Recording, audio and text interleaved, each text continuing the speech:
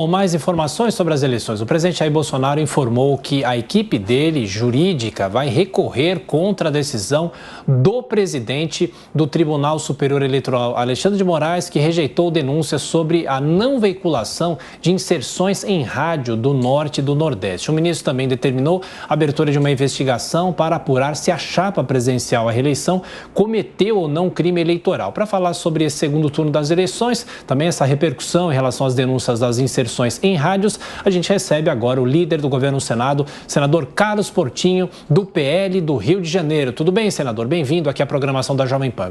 Bem-vindo e bom dia. Bom dia a você e toda a sua grande audiência.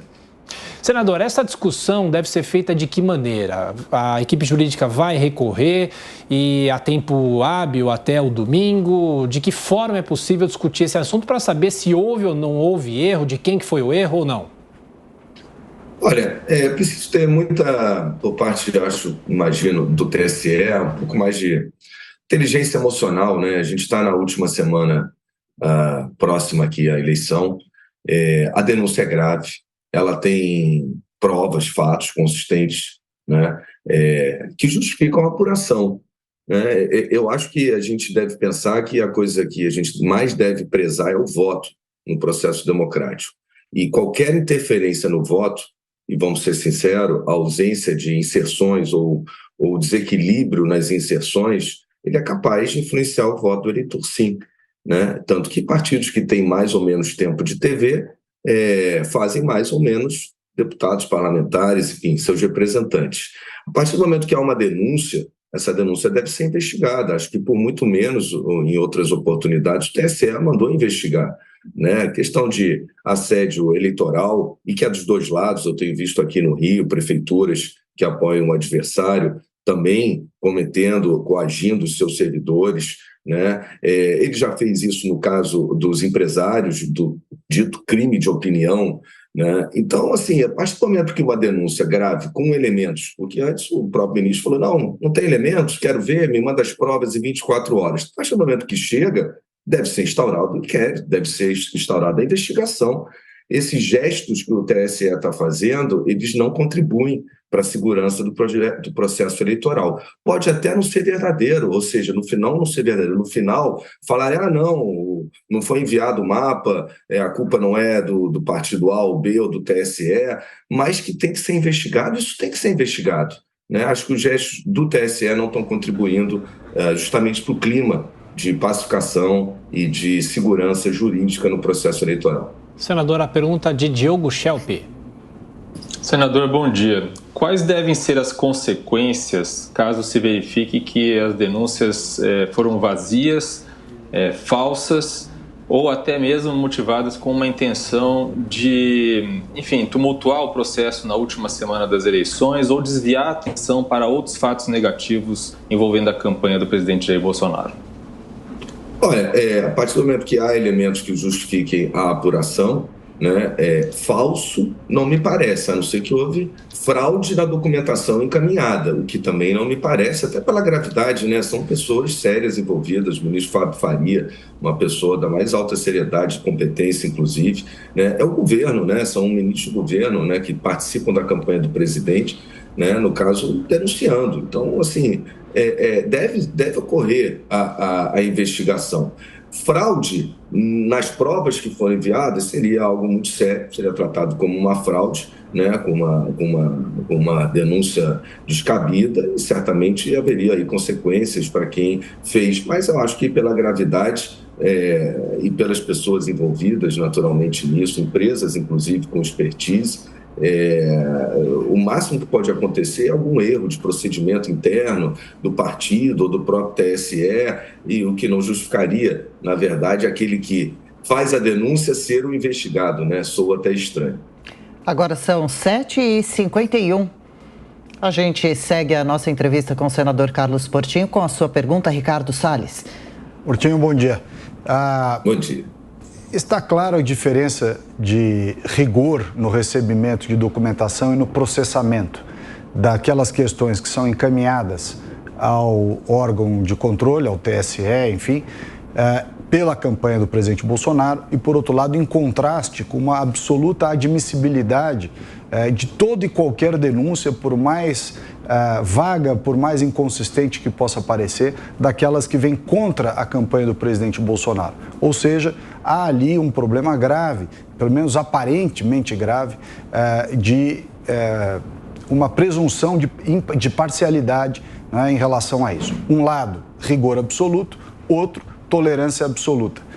Isso, em algum momento, terá de ser analisado, né? Quero crer que o Senado é o foro adequado para isso, em razão das suas funções, das suas prerrogativas constitucionais. Como você tem visto essa situação agora e a previsão disso para a próxima legislatura? Olha, a isonomia entre os concorrentes, ela deve ser mantida, né, em qualquer hipótese. Qualquer gesto como esses que a gente tem assistido, eles não contribuem, né, em absolutamente nada para o processo eleitoral. O TSE deveria dar uma resposta definitiva, pronta, né, a uma grave denúncia como essa. E vou dizer aqui um outro gesto, a própria exoneração do servidor a 3 dias do fim do horário eleitoral, ou seja, ele não fez isso porque está recompondo quadros do tribunal, porque não se faz isso, termina a eleição e se faz, né? Isso também ficou muito mal explicado. Então, assim, Ricardo, eu assim, sou advogado eleitoral, nunca vi o que eu estou assistindo nessas eleições. Acho que a condução do processo eleitoral ela deve ser feita com maior zelo, né, para não criar justamente insegurança jurídica. O caso da exoneração do servidor, muito mal explicado, num momento desse, né? Então, ok, exonera o servidor e vai para a TV, faz o comunicado oficial dizendo exatamente o que aconteceu, porque a falta dessas informações, ela gera especulação.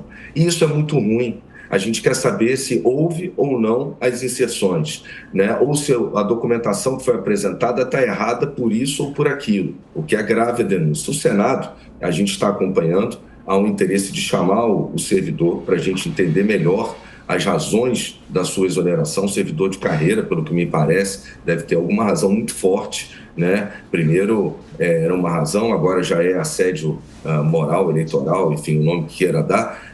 E a explicação do que aconteceu, ela não chega. O Senado, independente do resultado das eleições, ele precisa trazer o judiciário para a conversa. Os poderes precisam buscar a sua harmonia e compreender melhor as suas ações.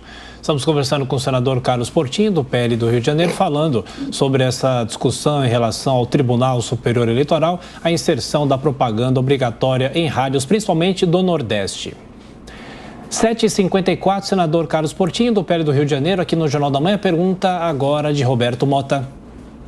Bom dia, senador. Muitos eleitores estão perplexos com esse assunto, né? Parece que há evidências claras de que essa é uma questão grave. Por outro lado, há pessoas que já estão acusando a campanha do presidente de criar um factoide com o objetivo de desviar a atenção de outras questões e até gente tentando virar o problema ao contrário e usar a denúncia para atacar o presidente. Ou seja, querem investigar o denunciante, atacar aquela que seria a vítima em potencial dessa história. Me parece que é uma situação nunca antes vista na política brasileira. Eu lhe pergunto, qual é o sentimento do Congresso em relação a isso? Olha, essa última semana no Senado Federal foi tensa, eu mesmo ia ficar no Rio de Janeiro, acabei indo ao Senado, houve movimentos, diversos senadores, não somente de partidos diretamente da base do governo, mas de outros partidos que têm representantes que são pessoas muito credenciadas, muito preparadas, né? O senador Lazier, senador Girão, né? E que buscaram um voto de repúdio a todo esse processo de censura, que há censura, né? É inegável e não pode haver, né? Nem excepcionalmente até o dia 31, como disse a ministra Carmen Lúcia, só de admitir isso é porque ela já está admitindo que há uma censura em um momento excepcional. Isso chamou a atenção. Todas essas iniciativas duvidosas, que deixam dúvidas por parte do Tribunal Superior Eleitoral, que não contribuem com o processo eleitoral, estão sendo vistas pelo Senado. É importante, a gente tem muito pouco tempo para as eleições, sei que o Senado muitas vezes é cobrado, o que vai ser feito, por que não faz alguma coisa agora? Nada se faz do dia para a noite. nada se faz por impulso, né? É preciso informações, é preciso ouvir. Então, eu vejo que no retorno das atividades após o período eleitoral, possivelmente deve ser convocado o servidor que foi exonerado e certamente vai ser convidado mais uma vez o TSE em geral, que o TSE não pode ser um único ministro, é um colegiado. As decisões não podem ser de uma pessoa, justamente porque é um colegiado. A gente quer ouvir o colegiado, a gente quer aperfeiçoar a legislação, né? Não é revanche, agora eu vou devolver o que foi feito, não tem nada disso. A gente tem que atrair o Poder Judiciário para a gente conversar se a gente quer a harmonia dos poderes. Agora, se o poder resiste a isso, tem várias formas dele ser chamado à conversa, né? Porque só há diálogo quando duas partes querem dialogar. E o Senado tem feito gestos, né, frequentes, convites, audiências públicas para discussão de temas, né? E infelizmente ele não tem sido ouvido, mas ele será, porque a crise do judiciário não é com o parlamento, não é com o poder executivo, a crise do judiciário hoje é com a sociedade. Ô, senador, por que Lula ameaça a reeleição de Bolsonaro neste ano? O que poderia definir a vitória do presidente a 3 dias do segundo turno? Olha, é uma disputa muito acirrada entre dois candidatos que no campo pessoal têm carisma, né? Tem seguidores. Muitas vezes a gente quer entender a lógica do voto, mas outras vezes é o carisma mesmo, né? Essa relação entre o eleitor e o candidato que atrai o voto. Não necessariamente são as propostas ou o que diz a favor ou contra de um e outro, né? Essa lógica do voto é algo complicado, mas o que a gente vê é uma disputa acirrada. Eu sempre falei, quem vencer vai vencer por uma diferença muito pequena. Não é porque sou líder do governo, a sensibilidade que nos últimos dias esse placar virou. Acho que a gente vai ter um resultado de 1%, 1,5%. Acho que os apoios que o presidente Bolsonaro teve nos estados são mais relevantes e tem uma capilaridade maior do que os apoios óbvios que o seu adversário teve, que o MDB, PDT apoiar o Lula, historicamente sempre foram. Eu fico me perguntando que eu nasci em 73 e desde 73 eu convivo com o Lula, gosto ou não, né? Não é um casamento, é quase um sequestro, né? Bom, nós conversamos aqui nessa edição do Jornal da Manhã com o senador Carlos Portinho, do PL do Rio de Janeiro, líder do governo. Senador, olha, muito obrigado pela atenção, pela sua gentileza, por estar conosco na programação da Jovem Pan. Até a próxima. Muito obrigado a todos vocês.